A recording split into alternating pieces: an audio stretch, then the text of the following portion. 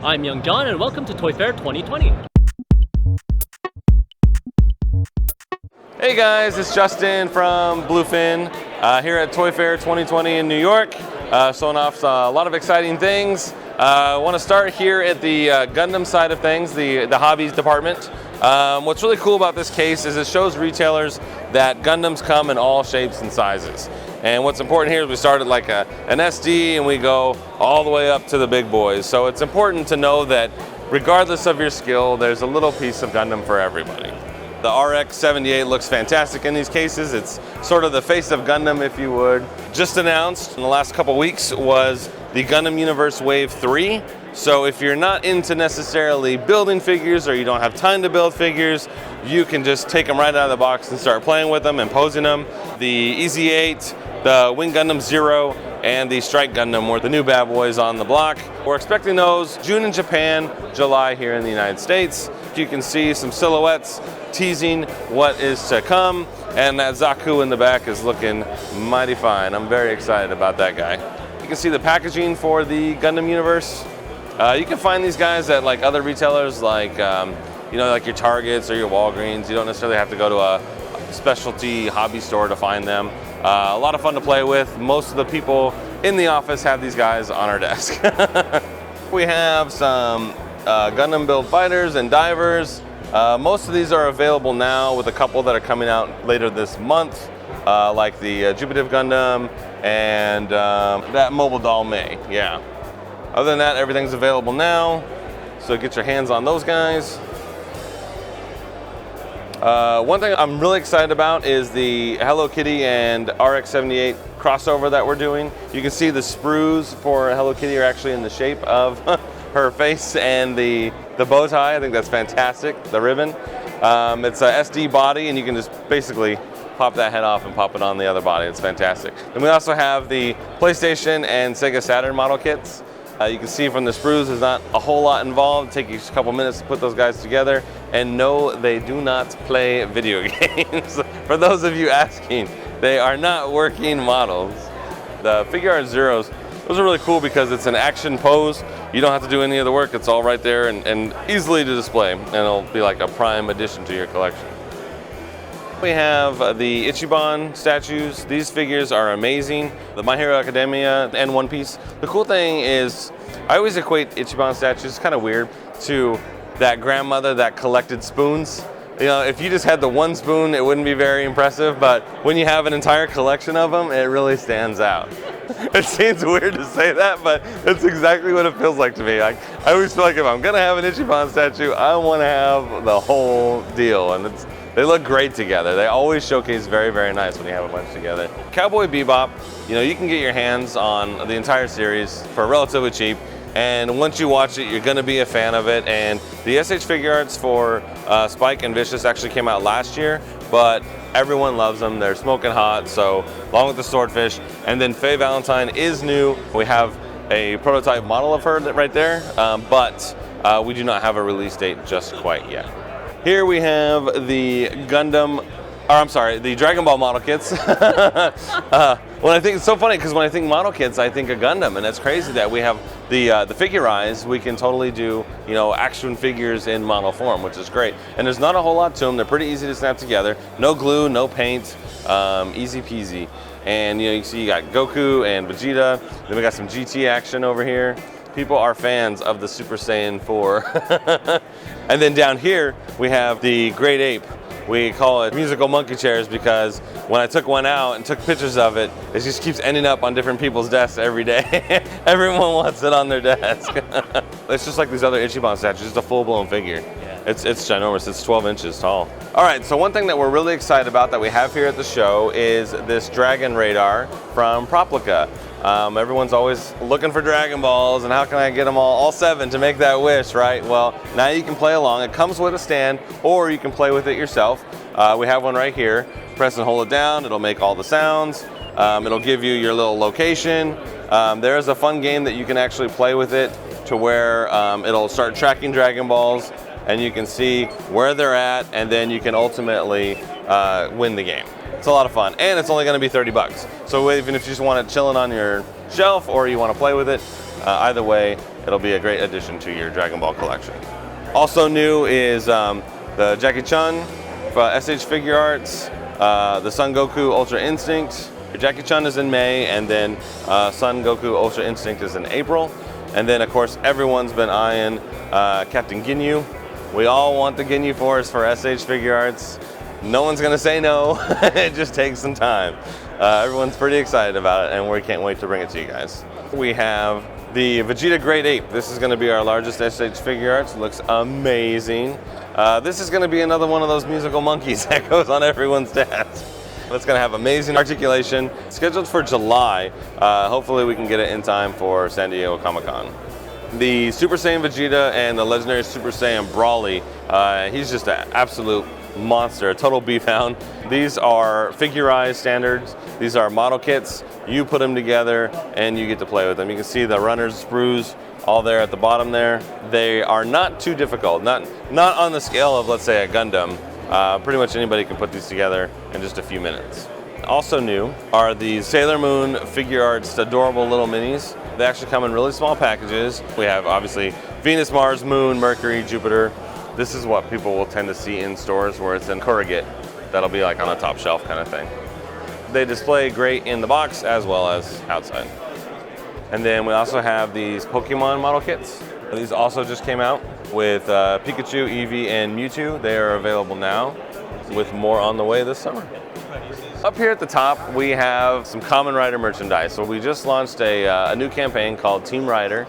We had an amazing meetup at Times Square where we had over 100 people. Everyone was sporting their Kamen Rider belts, their drivers, and we had an awesome photo op, the DX and CSM belts. They're easily available in Japan, but we've been having a real struggle getting them over here. So we're very, very excited to bring that to the US. In fact, last night we gave one of the Gaim DX belts away.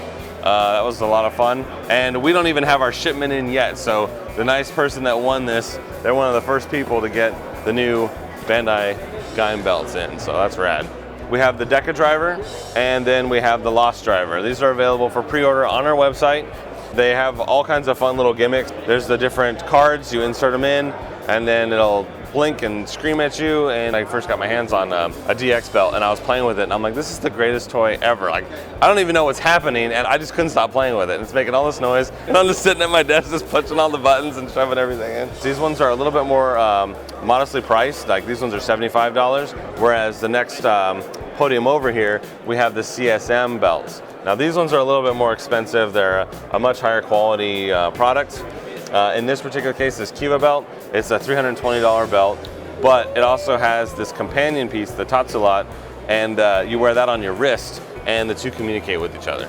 So they will be screaming at you in Japanese, and if you don't speak Japanese, just assume that they're telling you that you are the greatest person in the world, and you have the power to transform.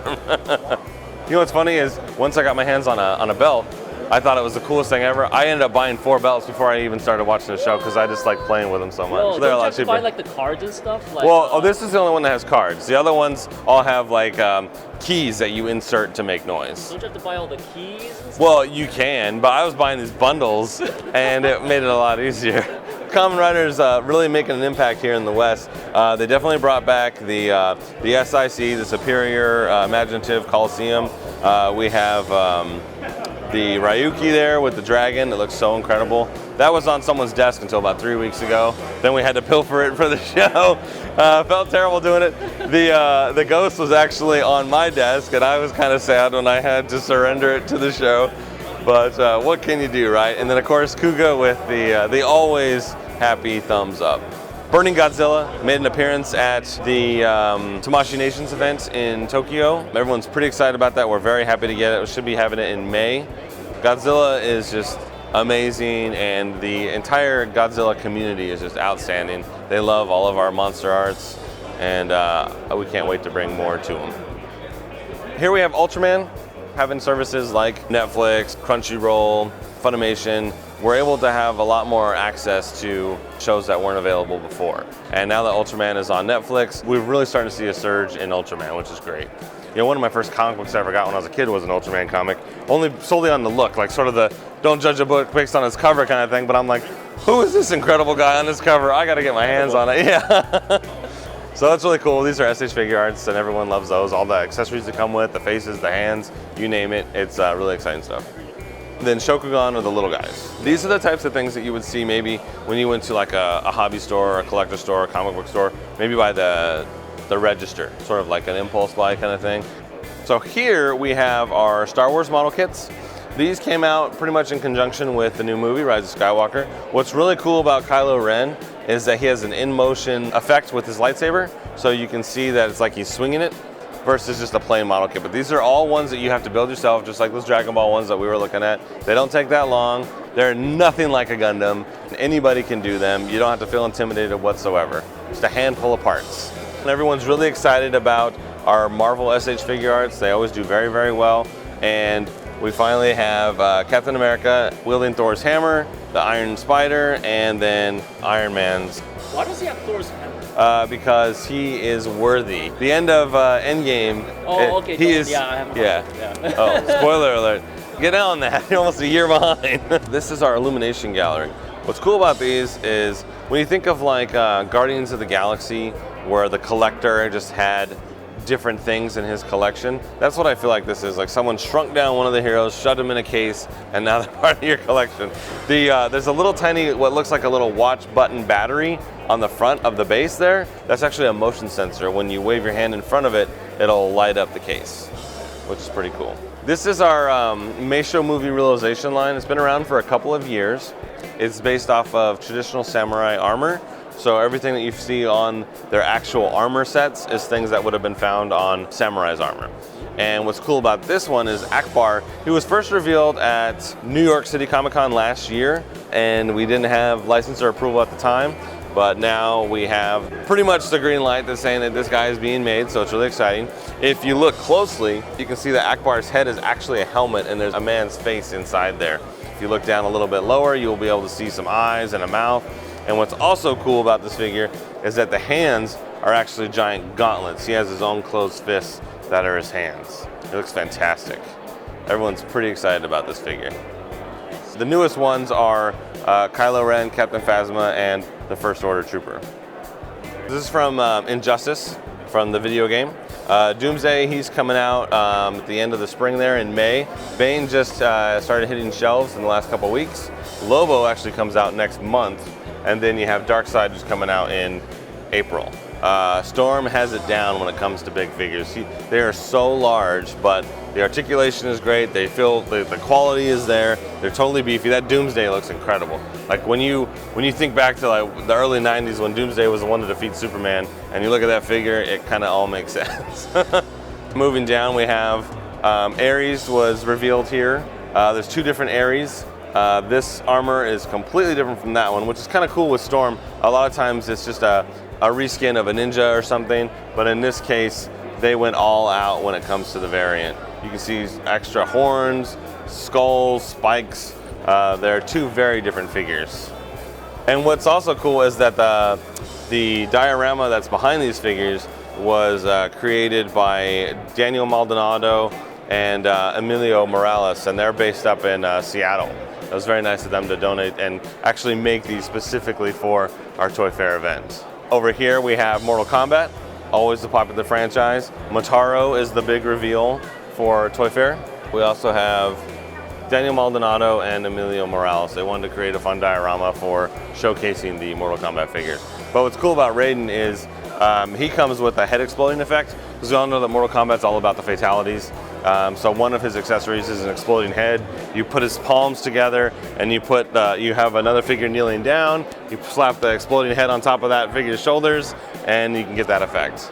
Some new reveals from Storm. Samurai Showdown, Streets of Rage, which has one of the best soundtracks in video games. Golden Axe. Now these guys were revealed at New York Comic Con, but we have a release date of March 20th, which is pretty exciting for Axe Battler, and then the Skeleton 2-pack is coming out in April. So you pretty much have everything that you need to get started with the line right off the bat. The Warden, he is from Gears of War, so the Gears line is continuing. Up above, we have Marcus and Kate, along with the King of Fighters. Those are brand new figures as well. Iori and Terry Bogard.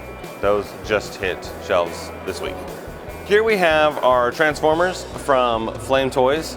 We have gotten off to a pretty good start with all of everyone's favorite Autobots and Decepticons.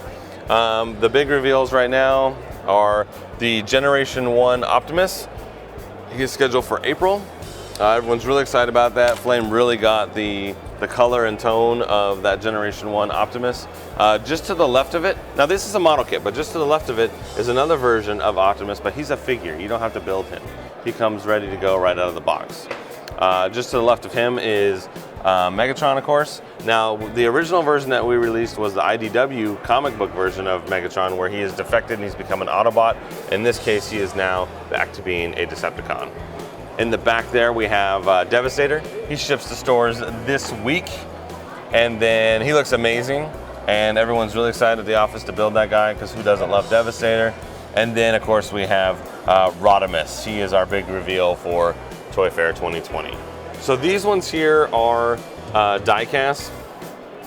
We have our Shatterglass Drift. That Optimus in the back, he is brand new. We just got him in with Devastator. He has a price tag of $450. It's die cast, but he's super hefty and his chest actually lights up. So you can see the power of the spark, and it looks glorious. With Flame, their last big reveal was Batman Arkham Knight. So they're stepping away from Transformers and they're going into Batman. So he's obviously still in the prototype stage, and he is TBA as far as release dates go, but it looks fantastic. All right, so that's basically our tour of New York Toy Fair. Thank you for stopping by. Be sure to follow us on social media. We are at Bluefin Brands across everything, Instagram, Facebook, and Twitter. And if you have any questions, please feel free to hit us up. Thank you so much.